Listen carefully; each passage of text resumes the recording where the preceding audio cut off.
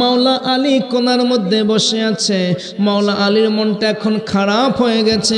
মাওলা আলীর চোখ দিয়ে পানি ঝরে। হায় রে, সবাই তো ঠিকানা পাইল, ক্ষুধার অন্ন পাইছে, সবাই তো বাড়ি পাইছে, ঠিকানা পাইছে, গিয়ে তো ইতিমধ্যে মনে হয় খাবার দাবারও খাইতে আছে, কিন্তু আমার কি নবী দেখে না, আমার কি নবী বোঝে না, আমার নামটা কি তার মনে পড়ে না? আমিও যে মক্কা থেকে আসছি, 17 দিন পর্যন্ত কষ্ট করেছি, মরুভূমি পাড়ি দিয়ে এসেছি, আমারও তো ক্ষুধা লাগছে, আমারও তো খেতে মন চায়, আমারও তো একটু বিছানায় আরাম কইরা ঘুমাইতে মন চায়, আমারে কেন দিল না রে? হযরতে আলী কিশোর বয়স, এখনো যৌবনে পুরোপুরি পা রাখে নাই। এই কিশোর বয়সের হযরতে আলী 13, 14, 15 বছর বয়সের কিশোর, এবার আর নিজেকে ধৈর্য ধরিয়ে রাখতে পারে নাই, সম্বরণ করতে পারে নাই, চোখ বাইয়া বাইয়া পানি পড়ে।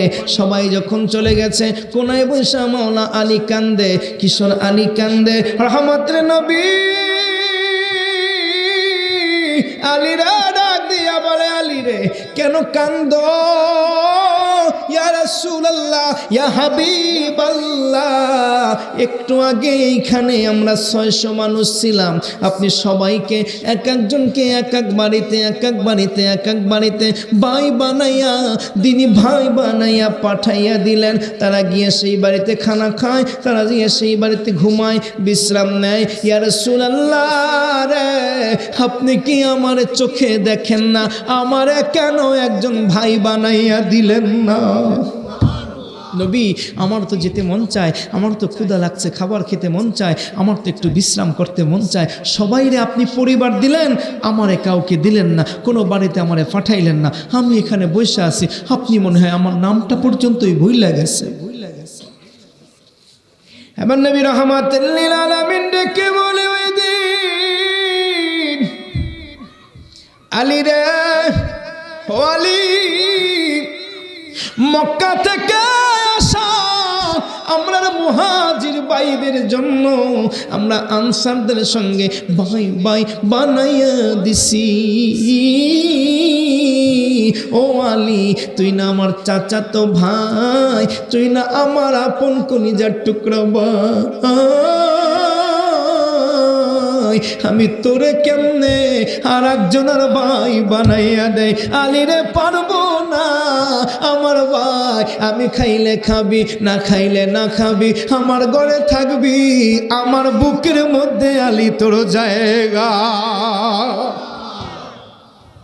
সেই মাওলা আলীর মাদ্রাসা, এই মাওলা আলীর নাম দিয়া আপনারা আজকে চমৎকার এই মাহফিলটা সাজাইছেন। সুবহানাল্লাহ, সুবহানাল্লাহ। আপনাদের জন্য আল্লাহর কাছে দোয়া করি, হায় হায়, আপনারা এত সুন্দর করে এই মাহফিলটাকে সাজাইছেন, যে মাহফিলের মধ্যে আজকে এই মাওলা আলীর কথা নিয়ে, মাওলা আলীর প্রেম নিয়ে, মাওলা আলীর ভালোবাসা নিয়ে এখানে কথা হবে। সুবহানাল্লাহ। এখানে মাওলা আলীর আহলে বায়াত নিয়ে কথা হবে। এটা তো আমাদের জন্য পরম একটা সৌভাগ্য, ঠিক কিনা বলেন?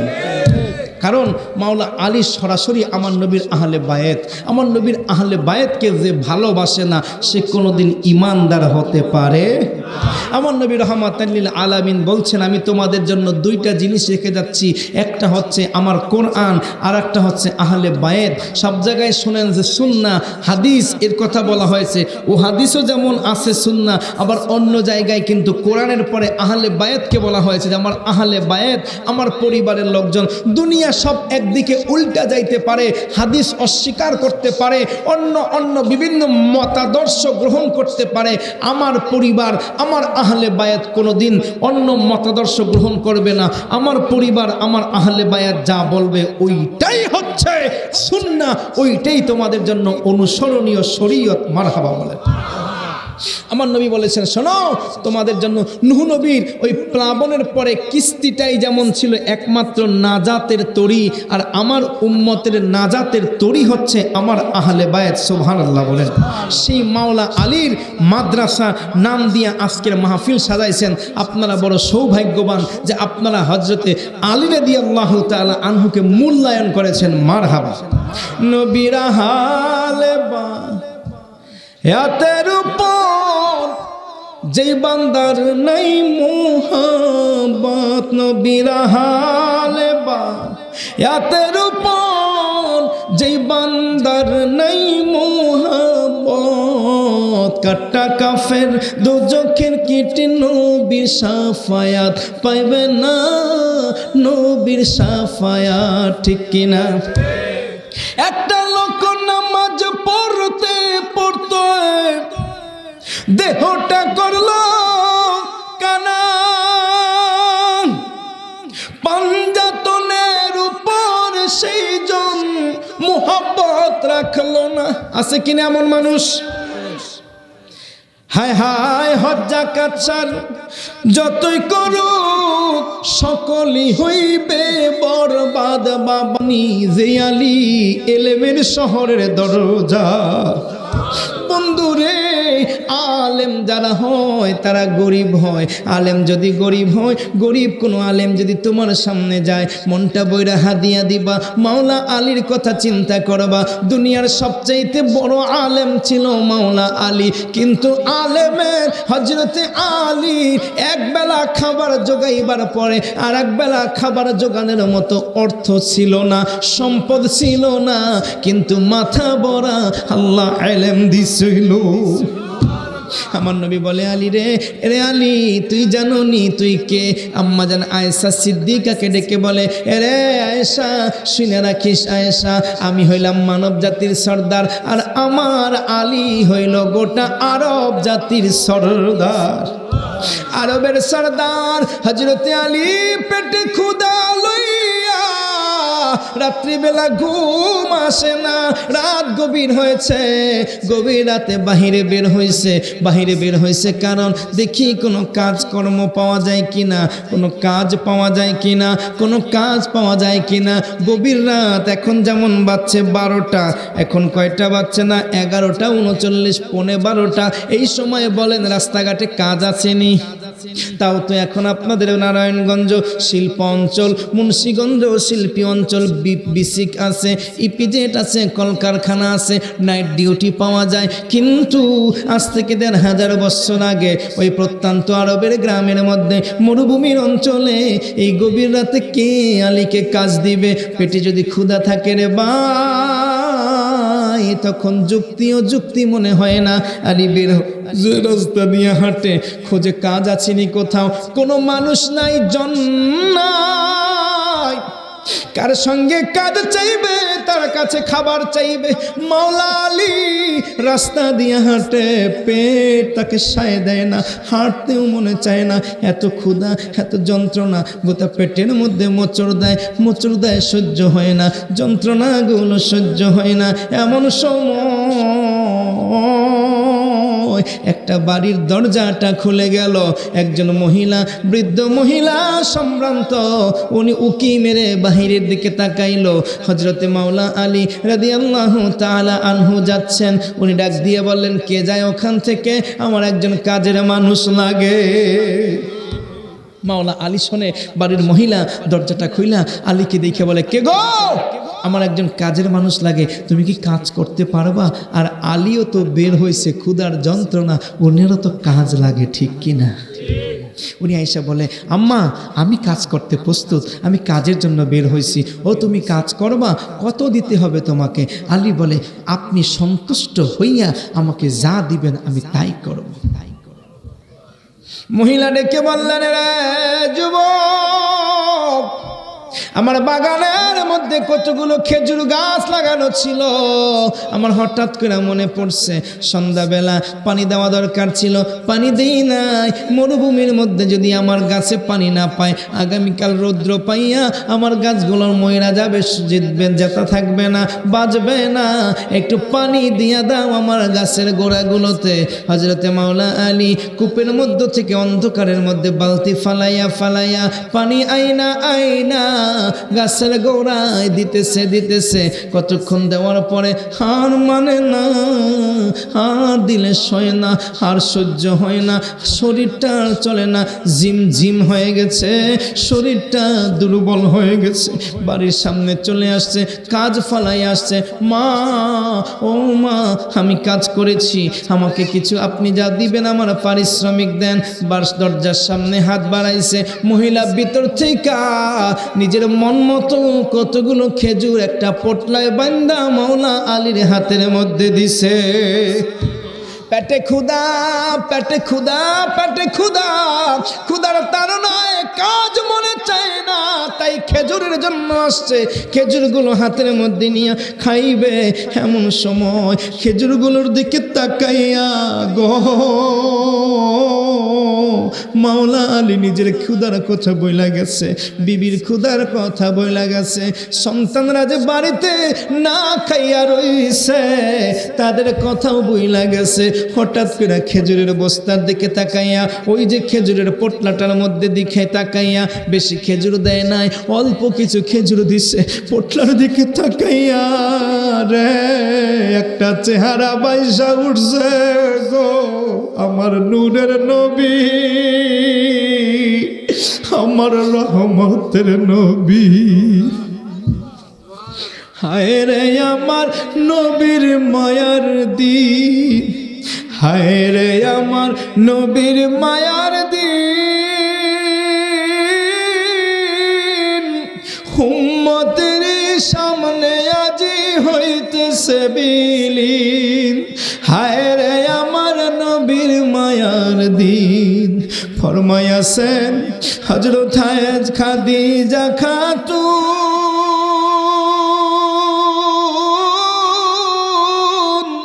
মাসে যেত নবীর চুলায় না জ্বলতো আগুন, আরে না জুটিত একটি দানা খেজুর কোনো দিন।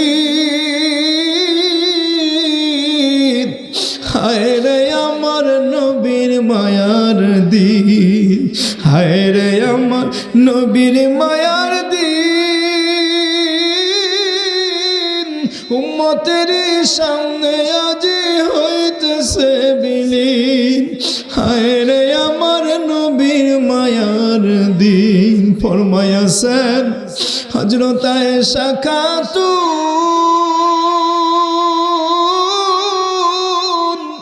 বিনা সুতার চাদর নবীর যে ছিল যে একখান, বাইরে সেই চাদরে গায়ে বিছানায়, ওরে সেই চাদরে গায়ে বিছানায় শুইতেন শীতের দিন। হায় রে আমার নবীর মায়ার দিন। আমার বাগবাড়ির কে জানিয়াছো আমার সামনে বসার দরিদ্র, মনের মধ্যে আফসোস থাকতে পারে, হুজুর আমরা তো গরিব, আমার তো এরকম টাকা পয়সা নাই। এই নারায়ণগঞ্জ শিল্প অঞ্চল বিসি কি পেজের আছে, কিন্তু আমাদের তো দিন আনতে পান্তা ফুরায়, নুন আনতে পান্তা ফুরায়, এমন অবস্থা গো হুজুর, কাজ নাই কম্ম নাই। আমরা কেমনে নবী প্রেম করব, আমরা কেমনে নবীর মোহব্বতের হব, আমরা কেমনে নবীর আদরের হব। আমার ওই গরিব ভাইদের বলি নবীরে ভালোবাসতে কোটি কোটি টাকা লাগে, লাগে নবীর ভালোবাসা পাইতে, নবীর আপন হইতে রে বাবা ধনী হওয়া লাগে না। শুধু যদি অন্তর থাকে, গরিবেরা আমার নবীর সবচাইতে বেশি আপন হবে। অতএব দুঃখ কইরো না। আমার নবী সব সময় দোয়া করতেন, নবীর কাছে জিবরাইল আইসা বলে ইয়া রাসূলুল্লাহ, নবী গো আমার আল্লাহ আপনার কাছে পাঠাইছে। ও নবী না খাইয়া আর থাকেন না, পেটে পাথর আর বাইদেন না রে যুবক ভাই। আমার নবী কেমন ছিল জানোনি? ক্ষুধার তাড়নায় আমার নবীর পেটটা পিঠের সঙ্গে লাইগা যাইত রে। আমি নবীর দুঃখের কথা বলি আসাদুল্লাহ সাইফি, অথচ আমার পেটের মধ্যেও একটু ভুঁড়ি আছে। বুড়ি মানে এখানে চর্বি আছে। আমি যদি খাবার বন্ধ করে দেই আমার বুড়িগুলো গলবে আর আমার জীবনের শক্তিটা বাঁচাইয়া রাখবে। আমার নবীর পেটে এক দণ্ড পরিমাণও কোনো মেদ ছিল না, এক দণ্ড পরিমাণও কোনো ভুঁড়ি ছিল না, কারণ আমার নবী তো খাইতেই পাইতেন না। কেমনে নবীর পেটে ভুঁড়ি জন্মে? নবী খাইতে পারতেন না, একটা না, 2 দিন 3 দিন 4 দিন 5 দিন 7 দিন, এত দিন হইয়া গেলে পেটটা আস্তে করে টাইনা পিঠের সঙ্গে মিশা যাইতো। এই জায়গাটা বাবা খালি হয়ে যেত। যখন পেটটা খালি হয়ে যায় শ্বাস প্রশ্বাস টানতে এই চামড়াটা উঠে আর নামে, তখন বড় ব্যথা লাগে, ব্যথা লাগে। এই ব্যথা থেকে বাঁচার জন্য আমার নবী একটা পাথর, গোলাকার পাথর এইখানে রাইখা চাদর দিয়া পেঁচাইয়া দিতেন, যাতে করে শ্বাস টান দিলে ওই চামড়াটা আপ ডাউন করে না, চাপ খাইয়া নিচে থাকে। এভাবে নবী মানজাটা সোজা কইরা হাঁটে, উম্মতের কালেমার দাওয়াত দেয়, নবীর প্রেম জমিনে জমিনে শিখায়। আমার নবীর কাছে ফেরেশতা জিবরাইল আইসা এই দৃশ্য দেখা আল্লাহর কাছে ফেরেশতারা অভিযোগ করে, আল্লাহ তুমি তো ধনভাণ্ডারের মালিক, তোমার তো কত ধন সম্পদ আছে, তোমার তো কত কিছুই না আছে, আর তোমার বন্ধু না খাইয়া পেটে পাথর বাঁধে। এটা কেমন দৃশ্য রে মাওলা, কেমনে তুমি সহ্য করো? আমার আল্লাহ জিবরাইলের কয়, হেরে জিবরাইল আমার বন্ধুর কাছে যা রে, আমি ফেরেশতাদের অভিযোগ সইতে পারি না। ফেরেশতারা প্রতিবাদ করে, আরশ বহনকারী ফেরেশতারা বলে, মাওলা রে তুমি তো রহিম আর রহমান, রহিম রহমান হইয়া আপন বন্ধুরে কেমনে খুদা এত কষ্ট দাও? আমার আল্লাহ জিবরাইলের কয়, জিবরাইল যা বন্ধুরে গিয়া বল উহুদ পাহাড়টা বন্ধু যদি চায় আমি চাকা লাগাইয়া দেব, স্বর্ণের বানাইয়া দিব। আমার বন্ধু যত খুশি স্বর্ণ নিবে আর খরচ করবে, বাধা দিব না। বন্ধুরে অনুমতি দিতে বলো। জিবরাইল হাসতে হাসতে আসছে, নবী গো আপনার 7 দিন পর্যন্ত খাবার নাই, পেটের মধ্যে পাথর বান্দা গো নবী। ইয়া রাসূলুল্লাহ আর কষ্ট করা লাগবে না, আল্লাহ আমারে পাঠাইছে, অনুমতি দেন উহুদ পাহাড়টা স্বর্ণের হইয়া যাইবে, আপনার সঙ্গে সঙ্গে ঘুরবে। ও নবী যেখানে লাগবে সেখান থেকে খরচ করবেন। ইয়া রাসূলুল্লাহ আপনার দুঃখের দিন শেষ, এখন থেকে সুখের দিন। জিবরাইল হাসে, নবী আমার কান্দে, নবী আমার কান্দে। জিবরাইল রে আমার ছোট্ট একটা প্রশ্ন, অনুমতি দেওয়ার আগে আমি জানতে চাই রে, উহুদ পাহাড় কি স্বর্ণ হইয়া শুধু আমার পিছনে ঘুরবে না আমার উম্মতের পিছনে ও ঘুরবে? জানতে চাই উহুদ পাহাড়টা কি স্বর্ণ হইয়া আমার পিছনে ঘুরবে নাকি শুধু আমার উম্মতের পিছনেও ঘুরবে? জিবরাইল কয়, নবী গো না না না, আপনার উম্মতের পিছনে ঘুরবে না, ইয়া রাসূলুল্লাহ শুধু আপনার পিছনে ঘুরবে। জিবরাইল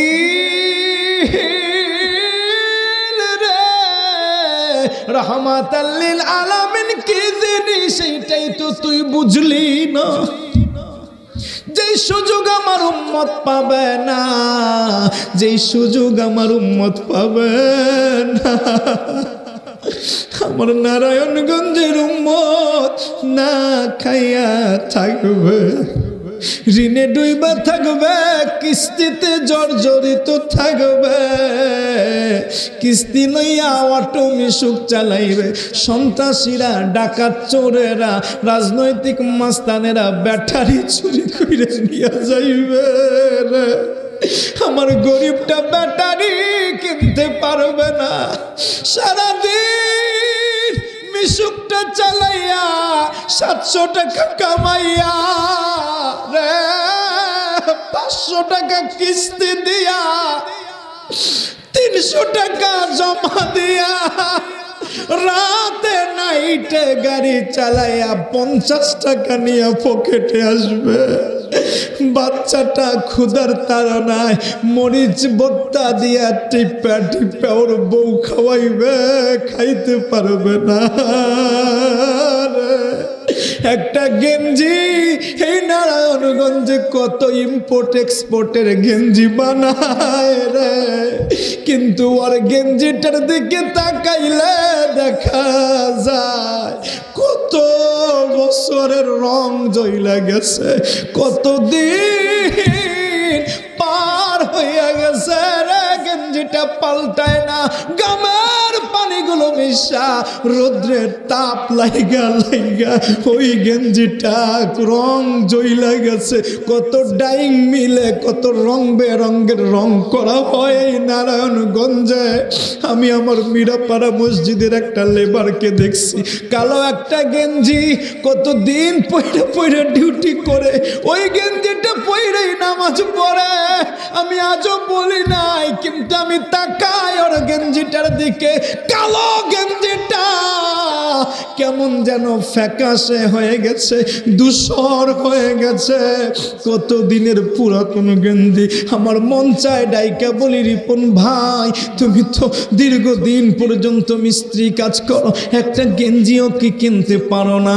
আবার না না, আমি নিজের প্রবোধ দেয়া সাদুল্লাহ সাইবি রে, যদি কেউ কিনতে পারতো রে, তাইলে এই রং জ্বলা ধূসর কালো গেঞ্জি গায়ে দিয়া কাজ করতো না। নবী আবার বলে রে জিবরাইল, জিবরাইল রে, আমার উম্মত বাজারে যাইবে, বড় বড় মাছ দেখবে, কিন্তু মাছ কিনবে না।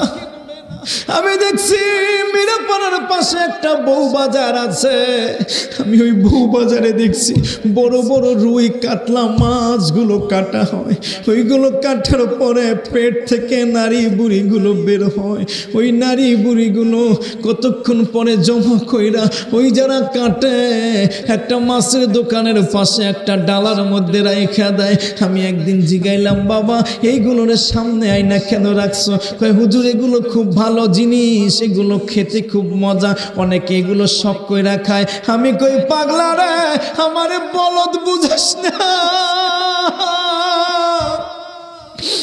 এগুলো মানুষ শখ কইরা খায় না, এগুলো মানুষ ঠেকায় পইরা খায়। একটা বড় মাছ কিনতে যে পারে না, একটা বড় মাছ কেনার মতো সাধ্য যার নাই, ইনকাম যার হয় নাই, ও 50 টাকা দিয়া এই পেটাগুলো এই ডিমগুলো এগুলো কিনে নিয়ে যায়। হে বাবা, নবী আমার বলে, ও জিবরাইল, আমার উম্মত, আমার গরিব অসহায় উম্মত, ওরা যদি এমন কইরা মাছের কাটা পেটাগুলো নিয়ে খাইতে হয়, আর আমি নবী বুঝি উহুদ পাহাড়ের স্বর্ণ নিয়ে চলবো, চাই না এমন স্বর্ণ, চাই না এমন সুখ, আমি আমার গুনাহগার উম্মত চাই,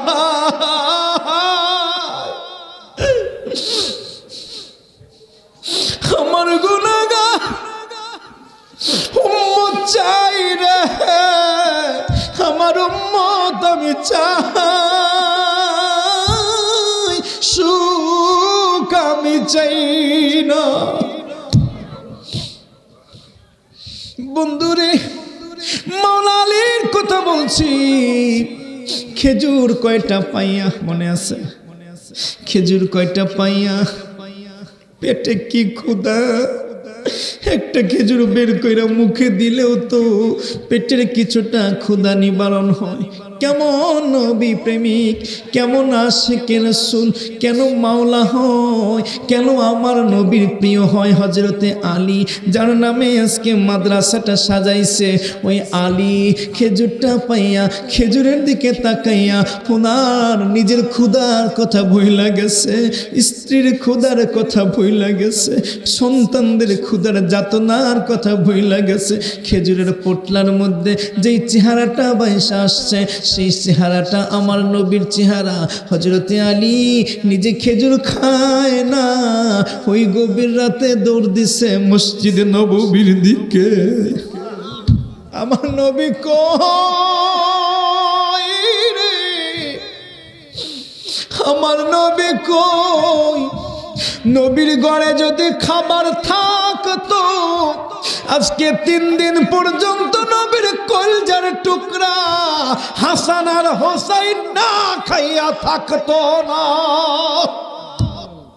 নবী যদি একটা খেজুর জুটাইতে পারতো তাহলে ওই একটা খেজুর ভাঙ্গা অর্ধেকটা হাসানের অর্ধেকটা হুসাইনের দিয়া তারপর খাইতো। আলীর মাথার মধ্যে ঢুকছে আমার নবীর ঘরে খাবার নাই, নবীর কাছে খাবার নাই বইলাই আজকে আমার ঘরের ছেলেরা না খাইয়াছে। নবী দৌড়া, আলী দৌড়া,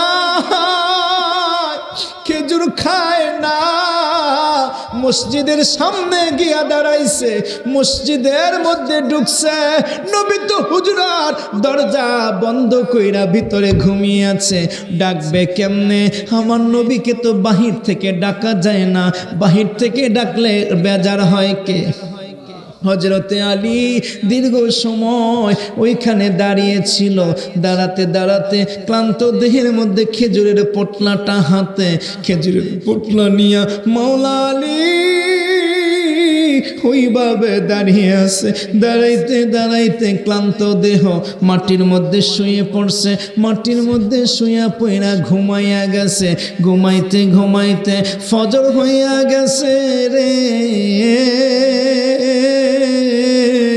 ফজরের আজান এখনো হয় নাই। আমার নবী দরজা দিয়া বের হইছে, দরজা দিয়া বের হইয়া পূর্ণিমার চন্দ্রের আলোতে ঘরের সামনে মাটির মধ্যে একটা মানুষ শুয়ে আছে। নবী আমার কাছে গেলেন, আলোটা জ্বালালেন, আলোটা নিয়ে মুখটা দেখলেন, তার কলিজার টুকরা আলী শুয়ে আছে। নবী ডাক দিলেন, আবু তুরাব, আরে আবু তুরাব, কি ব্যাপার? ঘর থেকে বের হইয়া কেন আজকে এমন কইরা শুয়ে আছো? ঘর থেকে কেন বের হইলা রে আবু তুরাব? ওঠো, শরীরটা তো কাদা মাখা, বালি মাখা। আমার নবী মাওলা আলীকে ডাকে আবু তুরাব কইয়া। মাওলা আলী কয়, আমার জীবনের এত সুন্দর নাম আমি আর কোনোদিন পাই নাই।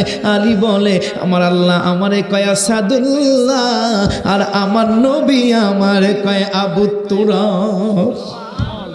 আবু তুরাব মাটির বাবা, কারণ হযরতে আলী মাটির মধ্যে শুয়ে থাকতেন।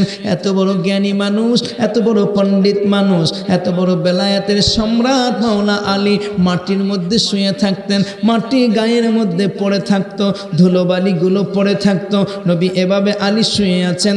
ডাক দিলেন, আবু তুরাব ওঠো, ওঠো, কি ব্যাপার? হুজুর, আমি ক্ষুধার যন্ত্রণা সহ্য করতে না পাইরা রাত্রে বের হয়েছিলাম। হুজুর গো, এই খেজুরগুলো পেয়েছি। হুজুর, খেজুরগুলো লহিয়া আমি খাই না, আপনার কাছে চলে আসছি। তাহাজ্জুদের সময়ে নবী আমার কয়ালি রে, আমার কাছে কেন আইছো? আমার নাতিরা তো না খাইয়া আছে। চল রে আলী, চল, আজকে তাহাজ্জুদ পড়ব না। আজকে তোরে নিয়া, মাওলা আলী রে নিয়া, খেজুরের পোটলাটা নিয়া সরাসরি ফাতেমার বাড়িতে দরজাটা কাইয়া উঠাইলো। চোখ ডলতে ডলতে হাসান আর হোসাইন বাচ্চা ছেলেরা ওইটা আসছে। নানা আইসনি, বাবা আইসনি, পেটে বড় ক্ষুধা, কিছু খাবার দাও। হে বা আমার রহমতের নবী 2 রানের উপরে 2 নাতিকে বসাইয়া আলী সামনে ফাতেমার সামনে জান্নাতি পরিবেশে খেজুর খায় খেজুর খায় খেজুর খায় 3 দিনের ক্লান্ত দেহ খেজুরের আস্বাদ পাইয়া খেজুরের লাজ্জাত পাইয়া মিষ্টি রসগুলো পাইয়া শরীরটা দুঃসহস সুন্দর হয়, শরীরটা সবল হয়। আমার নবী রহমাতুল লিল আলামিন নিজের চাদরের মধ্যে সবাইরে জড়াইয়া নিয়ে বলে, আল্লাহ রে, এরা আমার হালে বায়াত, যারা এদের ভালোবাসবে তাদেরও তুমি ভালোবাসো, মারহাবা বলো।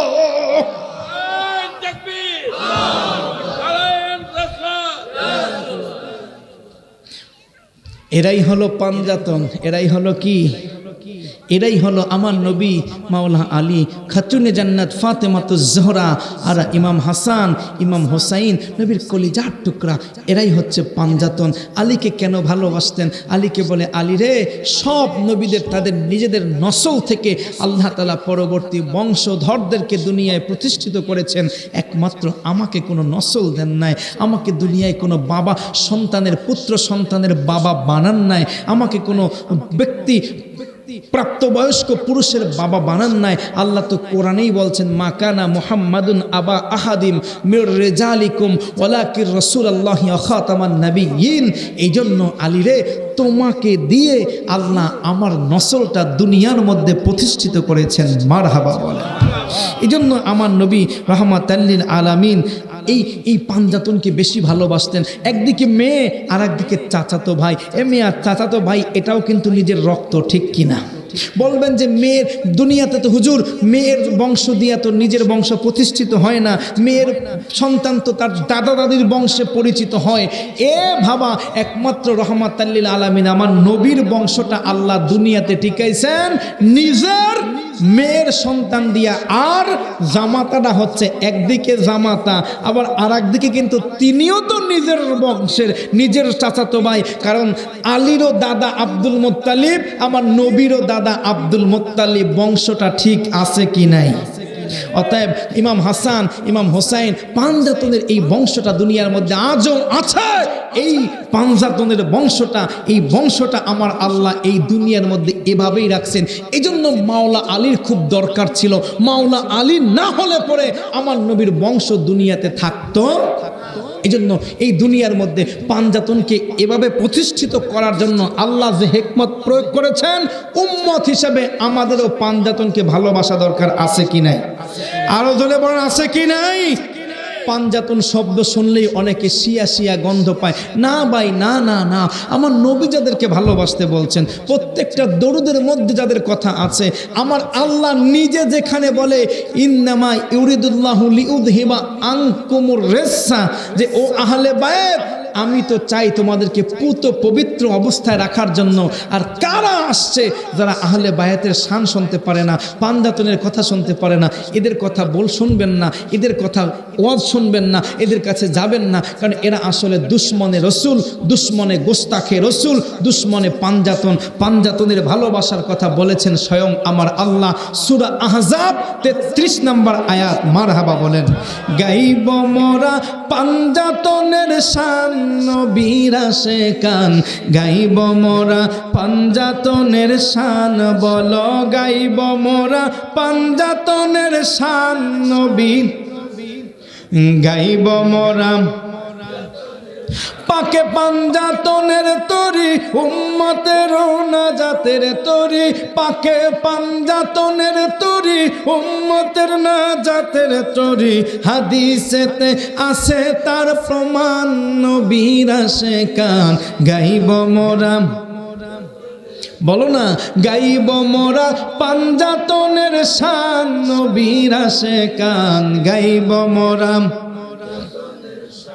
দুজাহানের বাদশা নবী মা ফাতেমা হযরত আলী ইমাম হাসান হুসাইন পাকে পাঞ্জাতন ঠিক কিনা বলেন দুজাহানের বাদশা নবী মা ফাতেমা হযরত আলী দুজাহানের বাদশা নবী মা ফাতেমা হযরত আলী হাসান হুসাইন পাকে পাঞ্জাতন নবীর আশিকান গাইব মোরা পাঞ্জাতনের শান বলো গাইব মোরা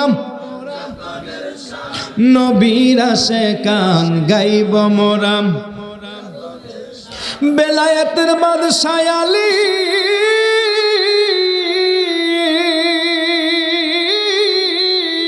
বেলায়েতের বাদশা আলী শেরে খোদা হযরত আলী গো বেলায়েতের বাদশা আলী শেরে খোদা হযরত আলী নূর নবীজির পরে তার সম্মান নবীর আশিকান গাইব মোরা পাঞ্জাতনের শান বলো গাইব মোরা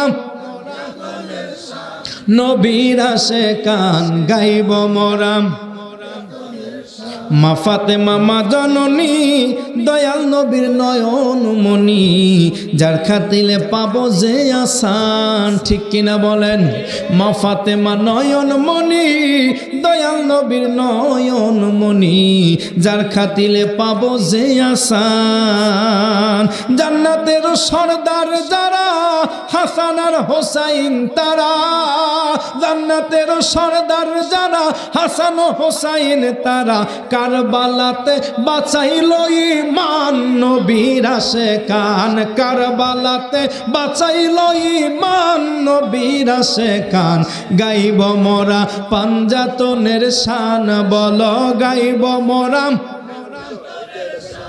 নবীর আশিকান গাইব মোরা বাইরে ও আমার বাগবাড়ির ভাই 12টা বাজে গেছে আর বেশি লম্বা করব না আমার শুক্রবারও চলে আসছে অল্পতে শেষ করব কারবালাতে ইমাম হাসান আর হোসাইন না থাকলে বাবা ঈমান থাকতো না ঠিক কিনা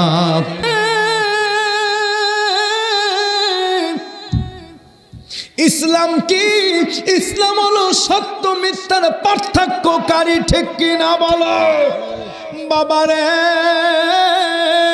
নবী রাহমাতাল লিল আলামিন 570 খ্রিস্টাব্দে দুনিয়ায় আইছে নবী আসার আগেও এই জগতের মানুষেরা আল্লাহ চিনতো নবী আসার পরেও জগতের মানুষেরা আল্লাহর জন্য কাজ করে জগতের মানুষেরা আল্লাহর জন্য হজ করে জগতের মানুষেরা বাইতুল্লাহর সামনে আল্লাহর জন্য আসে কিন্তু বাইতুল্লাহর সামনে আইসা আল্লাহকে স্মরণ করে আর লঙ্গিটা খুইলা কয় আল্লাহ তুমি যেমনে বানাইছো হেমনেই তোমার কাছে আইছি নবী দুনিয়ায় আসছে আগেও আল্লাহ ছিল এখনো আল্লাহ আছে আল্লাহর স্মরণ আছে রে ভাই আহলে কিতাব যারা ওনারা আছে তাওরাতের আলেমেরা আছে ইনজিলের আলেমেরা আছে পুরাতন দিনের বুহাইরা পাদরি আছে ওয়ারাকা ইবনে নওফেল আছে আব্দুল্লাহ ইবনে সালাম আছে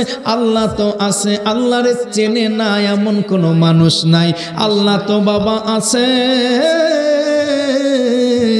কিন্তু আমার মালিক আল্লাহ বলে আমি তো আছি তাতে কোনো মিথ্যা নাই বাধা নাই কিন্তু আমার সঙ্গে ও কলা ও হকাল ইয়াহুদি উযাইরু ইবনুল্লাহ ও কলান নাসারা মাসিহ ইবনুল্লাহ ওরা আমি আল্লাহ আছি মানে কিন্তু যারা ইহুদি তাওরাত পড়ে তারা কয় উযাইর আমার সন্তান আর যারা নাসারা খ্রিস্টান তারা কয় ঈসা আল্লাহর ছেলে বলেন তো এটা ঠিক না বে ঠিক আরো জোরে বলেন আল্লাহ কয় আমি আছি তো কিন্তু উযাইরের বানাইছে আমার ছেলে ঈসারে বানাইছে আমার ছেলে অথচ আমি আল্লাহ এইগুলো থেকে পুত পবিত্র আমি আল্লাহ লাম ইয়ালিদ ওয়া লাম ইউলাদ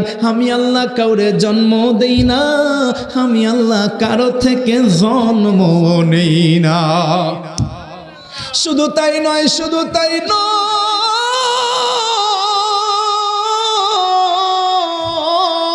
লোকেরা প্রতি বছর হজ করার জন্য জিলহজ মাসের 10 তারিখে আমার ঘর বাইতুল্লাহ জিয়ারত করার জন্য আসে। ইন্না আউয়ালা বাইতিন উদিয়া লিন্নাস লাল্লাযী বিবাক্কাতিন মুবারাকা, বাইতুল্লাহ জিয়ারত করার জন্য আসে।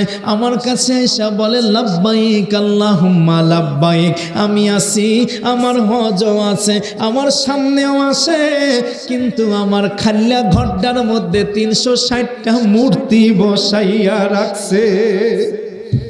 আল্লাহ কয় ইন্নাল্লাহা ইন্নাশ শিরকা লাযুলমুন আযীম, আমার সঙ্গে শিরিক করা এটা বড় গুনাহ, আমি সইতে পারি না, এটা আমার সঙ্গে বড় জুলুম। আমি তো আছি, কিন্তু আমার সঙ্গে শরিক কইরা ওরা আমারে রাখছে। বলেন তো বাবা, এটা ঠিক না বেঠিক? আমার বন্ধুরা রে, অবশেষে আমার আল্লাহ কয় হাবিব আসো আসো, ইকরা বিসমি রাব্বিকাল্লাযী খালাক, ওই রবের নামে পড়ো যিনি তোমারে বানাইছে, গোটা জাহান বানাইছে। দুনিয়াতে ইনিল হুকমু ইল্লাল্লাহ, দুনিয়াতে আইন চলবে কার? আরো জোরে বলো কার? ইবাদত হবে কার? বন্দেগী হবে কার? তাওহীদ প্রতিষ্ঠা করো গো বন্ধু, সবাইরে জানাইয়া দাও আমার ছেলেও নাই, মেয়েও নাই, আমার সমকক্ষ কেউ নাই। লা ইলাহা ইল্লাল্লাহ জমিনে নাই, আল্লাহ আছে ঠিক, কিন্তু লা ইলাহা ইল্লাল্লাহ নাই।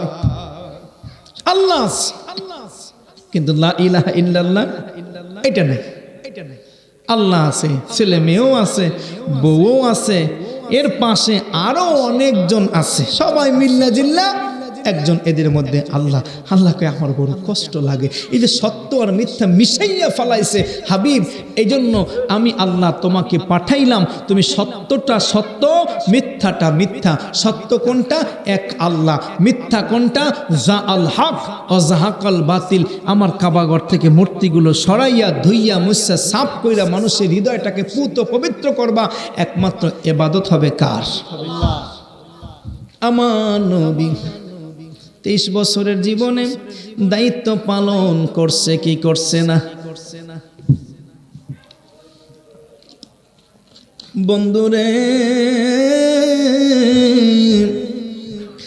দায়িত্ব পালন করার জন্য পরিষ্কার করা লাগে, আর পরিষ্কার করতে হলে বাবা পানি লাগে, ঠিক কিনা? আর যদি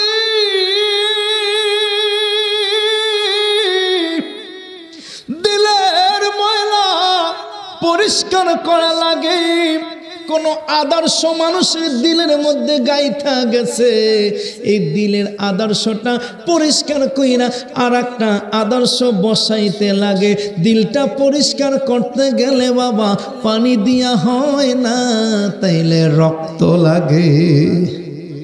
কি লাগে? রক্ত লাগে।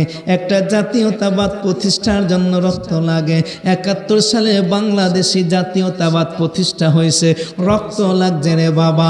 এরপরে আবার দীর্ঘদিন পর্যন্ত ভারতীয় আধিপত্যবাদ আমাদের মাথার উপরে চাড়া হইয়া বসছিল। এইটা সরাইবার জন্য নিজস্ব বাংলাদেশি জাতীয়তাবাদ প্রতিষ্ঠার জন্য 5ই আগস্টে জুলাইতে বর্ষা বিপ্লবে আবারও আমাদের 1400 যুবকের রক্ত লাগছে, ঠিক কিনা? এখনো পরিষ্কার হয় না, এই জন্য আমাদের শরীফ ওসমান হাদিদের রক্ত লাগে, ঠিক কিনা? রক্ত লাগে, রক্ত ছাড়া হয় না, পতাকা গারে না। আমার নবী আইসা দুনিয়ায় দাওয়াত দিতেছে, পরিষ্কার করতেছে, কিন্তু আমার নবী তো এখনো রক্ত দেয় নাই। আমার নবী কয় জাননি রে, আমার রক্ত আর হাসান আর হোসাইনের রক্ত একই রক্ত। নবী কয় আমি আমার হোসাইন থেকে, হোসাইন আমার থেকে। এই জন্য আমার আল্লাহ কয় বন্ধু তুমি তো খাতামুন নবীন, তুমি তো দুনিয়ার পরে, তুমি যাওয়ার পরে তো আর কেউ নবী হইয়া আসবে না। ও নবী, তোমার দিনটা জমিনে প্রতিষ্ঠিত করার জন্য যে রক্ত ফোঁটা লাগবে, ওই রক্ত ফোঁটা তোমার শরীরের রাখবে, তবে কে দেবে? বন্ধু, তুমি যদি শহীদ হইয়া যাও তাইলে তো আর জিম্মাদারি থাকে না, মানুষেরা আমারে, আমি আল্লাহর উপরে দোষারোপ করবে। এই জন্য বন্ধু, তোমার রক্ত নেওয়ার জন্য আমি আমার হাসান আর হোসাইনের মনোনীত করলাম, তাদের রক্ত দিয়া দুনিয়ার মধ্যে হকার বাতিল চিরদিনের জন্য মানুষের সামনে সুস্পষ্ট রাইখা গেলাম। মারহাবা বলো।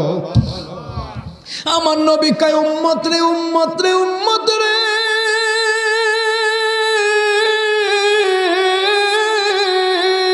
দুনিয়ার মধ্যে তিনটা দল, মুমিন তার নামে কোরআনে সূরা আছে, কাফের তার নামে কোরআনে সূরা আছে, আর মুনাফিক 29 পারায় মুনাফিকের নামেও সূরা আছে কি নাই?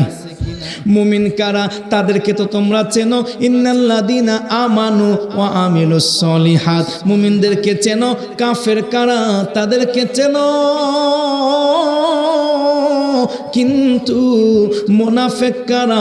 আমি নবী আমার 23 বছরের জীবনে মুনাফিকদেরকে চিনাইয়া যাইতে পারলাম না। আমার ভাইরা, বন্ধুরা, বাবা, নবী আমার বইলা যায়, তবে আমার কলিজার টুকরা হুসাইনের সঙ্গে হাসানের সঙ্গে কারবালা নামক ময়দানে কতগুলো মুনাফিক থাকবে। এই মুনাফিকরা এরা নামাজ পড়বে, কিন্তু নামাজ তাদের হেদায়েতের জন্য না। কোরআন তেলাওয়াত করবে, কোরআন তেলাওয়াত তাদের হেদায়েতের জন্য না। ওরা যা করবে করবে, কিন্তু ওরা মুমিন না, মুমিন না, ওরা মুনাফিক। ওদের জায়গা হলো জাহান্নামের সবচাইতে নিচে।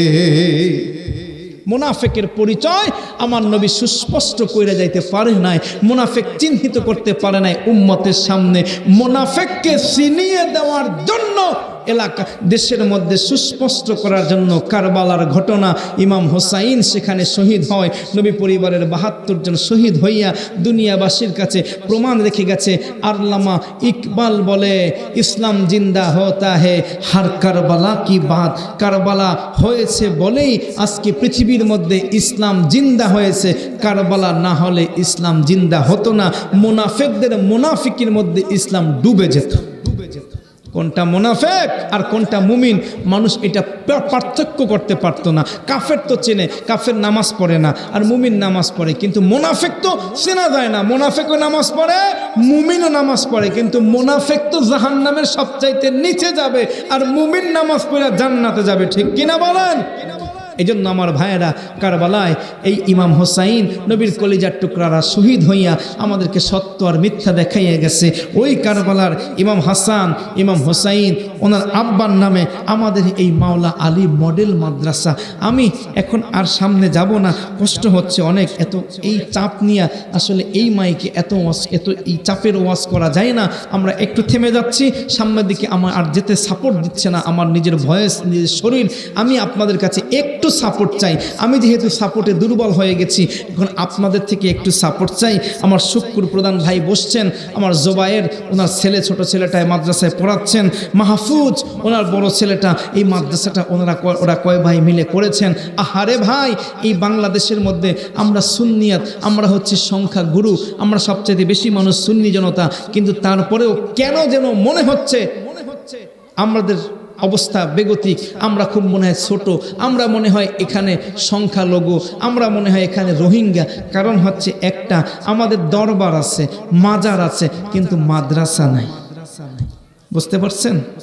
আমাদের দরবার আছে, মাশাআল্লাহ, অনেক দরবার আছে, অনেক মাজার আছে, কিন্তু সুন্নিয়ত প্রচারের কোনো জায়গা নাই।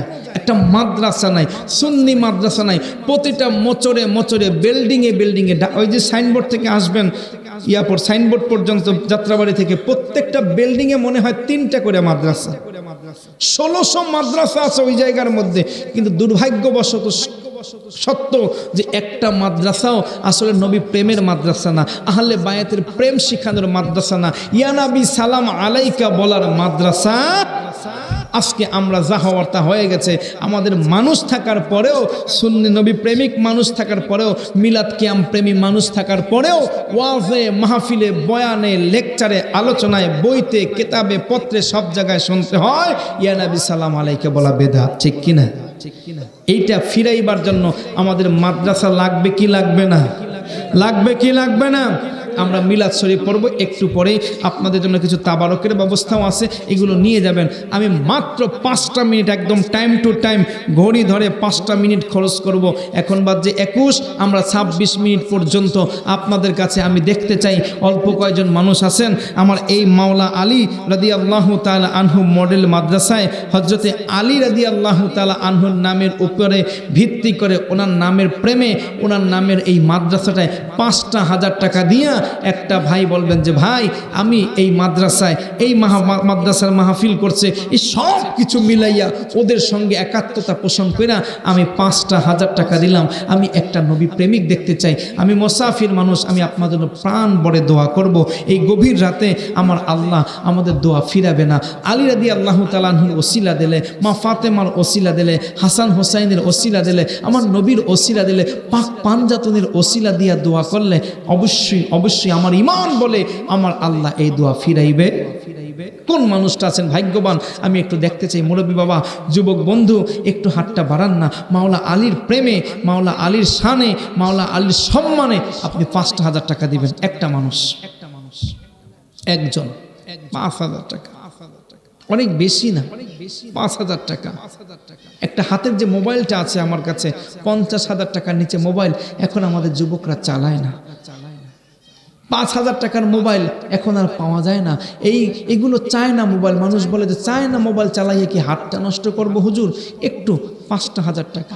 একটা হেডফোনের দানও যুবক তোমার কাছে 2,000 2,500 টাকা দিয়ে একটা হেডফোন কানে লাগাইয়া এরপরে যে গান শোনো, এই সব কিছু বাদ দিয়া আল্লাহর নবীর ঘর মাদ্রাসার জন্য 5,000 টাকা কি আমি একটা মানুষের থেকে পাবো না? একটা মানুষ কি আমার নবীর প্রেমিক নাই? जिंदगी तो जाए रे फाकी दिया ओ आदम रे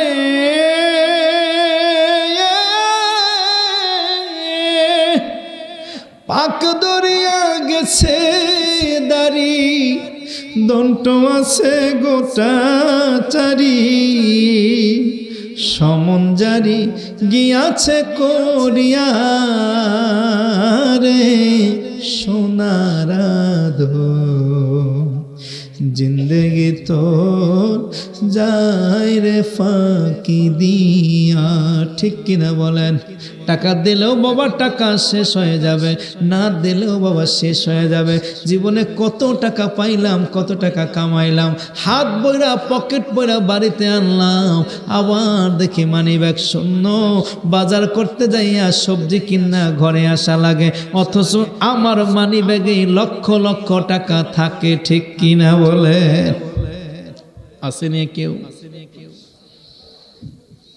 আমি ঘর বানায়া আমি রই, আমি তো সেই আহা আগের প্রেম নাই, মানুষ বাইরে গেছে কিন্তু প্রেম কমে গেছে। আবার পরের জায়গা পরের জমি ঘর বানায়া আমি রই, ঘর বানায়া আমি রই, আমি তো সেই ঘরের মালিক নই বাবা, আমি তো সেই এই ঘরখানা যার জমিদারি,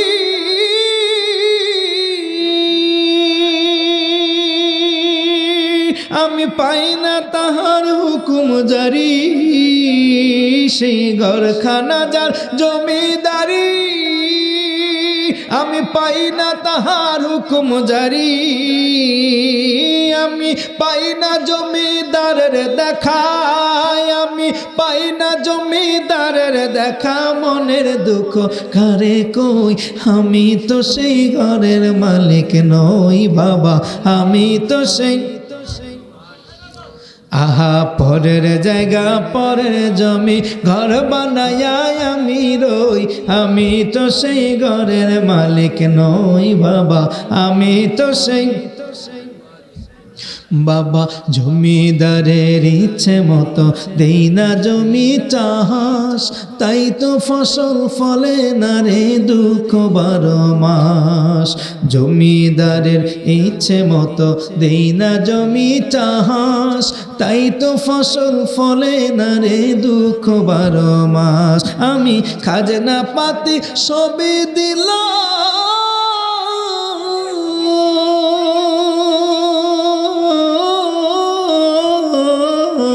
আমি খাজনা পাতি সবই দিলাম, জমিন আমার হয় যে নিলাম। আমি চলে যে তার মন জোগায়া, আমি চলে যে তার মন জোগায়া, দাখিলাই মেলে না সই, আমি তো সেই ঘরের মালিক নই বাবা, আমি তো সেই পরের জায়গা পরের জমি ঘর বানায়া আমি রই, আমি তো সেই নই বাবা, আমি তো সেই রব্বানা রব্বানা রব্বানা মাফ কইরা দাও এই জীবনের সব গুনাহ, আল্লাহ মাফ কইরা দাও এই জীবনের যত গুনাহ করছি আমরা আল্লাহ জীবনে, যত গুনাহ করছি আমরা আল্লাহ জীবনে, মাফ কইরা দাও দয়ার নবী খাতিরে, আল্লাহ মাফ কইরা দাও মাওলা আলীর খাতিরে। আল্লাহ তুমি তাকাইয়া দেখো মাওলা আলী রাদিয়াল্লাহু তাআলা আনহু মডেল মাদ্রাসা দ্বিতীয় বার্ষিক ওয়াজুদ্দোয়ার মাহফিল। আজকের এই মাহফিলটা আমার বাবাজি শুকুর প্রদান সাজিয়েছেন, কলিজার টুকরা সন্তান মাহফুজ আর জুবাইর। আল্লাহ মাদ্রাসাটা চালায় এলাকাবাসীর সহযোগিতা নিয়ে। মাবুদ ও আল্লাহ, দীর্ঘ রজনী 1:45 বেজে গেছে, রজনী গভীর হয়েছে, আমি তাকিয়ে দেখছি রে মাসুম বাচ্চাগুলো ঘুমায় না। ও মাওলা, বৃদ্ধ বাবাগুলো বসে আছে, কতগুলো বাবার চেহারার দিকে তাকানো যায় না, ঢুকরে ঢুকরে কান্দে রে। তোমার নবীর প্রেমের আলোচনা শুই না, নবীর ভালোবাসার কথা শুই না, এই বৃদ্ধ মানুষগুলো সারা আলোচনা জুইরা ঢুকরে ঢুকরে কানছে। এই কান্নার দুনিয়ার কোনো স্বার্থ নাই রে, তোমার নবীর ভালোবাসা ছাড়া। প্রেমে যদি করবি রে মন, ভালো যদি বাসবি রে মন, সব ছেড়ে চল মদিনায় আমার দয়ার নবীজি দেশে ঘুমায়। তোরা দেখলে ছবি পাগল হবি, দেখলে ছবি পাগল হবি। আরে নবীর যদি দেখতে পাইতাম রে, হরিণী আমার নবীর দেখা পাগল হইছে গো মাওলা। হরিণী রে আমার নবীর সাইরা দেয়, হরিণী বাচ্চাদের দুধ পানের জন্য যায়, ডাইকা বলে বাচ্চারা দুধ পান কইরা না, আমি নবীরে জামিনদার বানাইয়া আসছি। বাচ্চারা ডেকে বলে পাষণ্ড মা,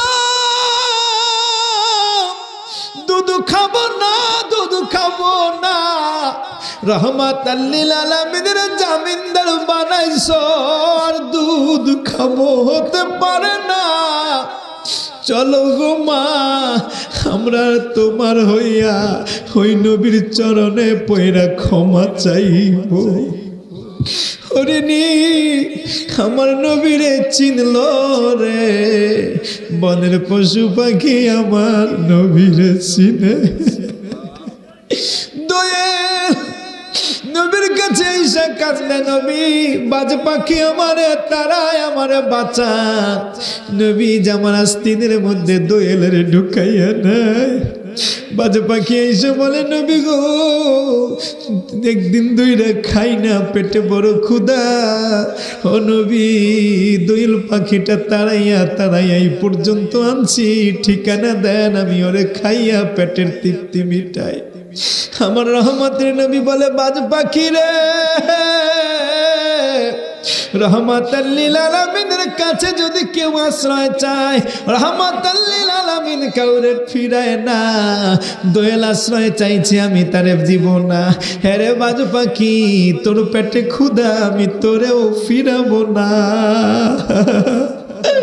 হায় রে, আমার গালের মধ্যে কামড় দিয়া গোস্ত নিয়া খা, তোর পেটের ক্ষুধা মিটা। বাজ পাখি বলি, ইয়া রাসূলুল্লাহ, 2 দিন ধরে কিছু খাই না রে নবী, পেটে ক্ষুধা, দুর্বল দেহটা নিয়ে ডানা উড়াইতে পারি না।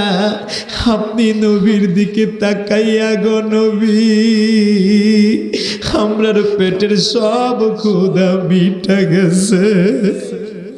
যেই নবীর দেখা বনের পাখি পর্যন্ত তৃপ্ত হয়, ওই নবীরে তো উম্মত দেখতে চাই। আজকে কত বছর জীবন হয়ে গেল রে, নবী দেখি না। কবে নবী দেখব, মনের সাতটা কবে মিটাইব? সহ্য হয় না রে, সহ্য হয় না।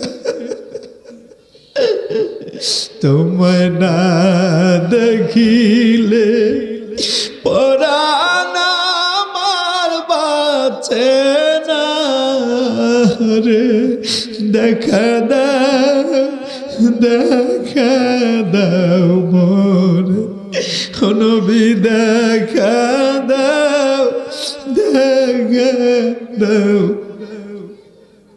আমার মন মই যাচ্ছে নবী তোমার প্রেমে, আর নিদ্রা লয় না মনেতে। আমার মন মই যাচ্ছে আমার নবীজির প্রেমে,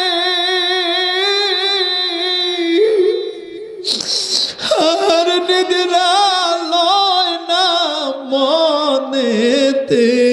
আবার দিবানিশি কাঁদি আমি তোমার প্রেমে, আবার দিবানিশি জলে আগুন আমার অন্তরে। দেখা দাও, দেখা দাও মোরে, দেখা দাও, দেখা দাও মোরে। আল্লাহ তোমার নবীরে দেখতে মনে চায়, নবীর জিয়ারত পাইতে মনে চায়। কেন তোমার নবীরে খুঁজি জাননি? কারণ নবী দেখলে জাহান্নামের আগুন হারাম হইয়া যায়। জাহান্নামে আগুন মাবুদ সইতে পারবো না, দুনিয়াতে নাও কান্দাইয়া কবরে কান্দাইও না। আল্লাহ গো তোমার নবীর জিয়ারত আমাদের নসিব করাইয়া দাও। আল্লাহ গো, যারা হাত তুলে আমিন আমিন বলছি, আমার মুরব্বী বাবারা হাত তুলে আমিন বলছে, যুবক ভাইয়েরা আজকের মাহফিল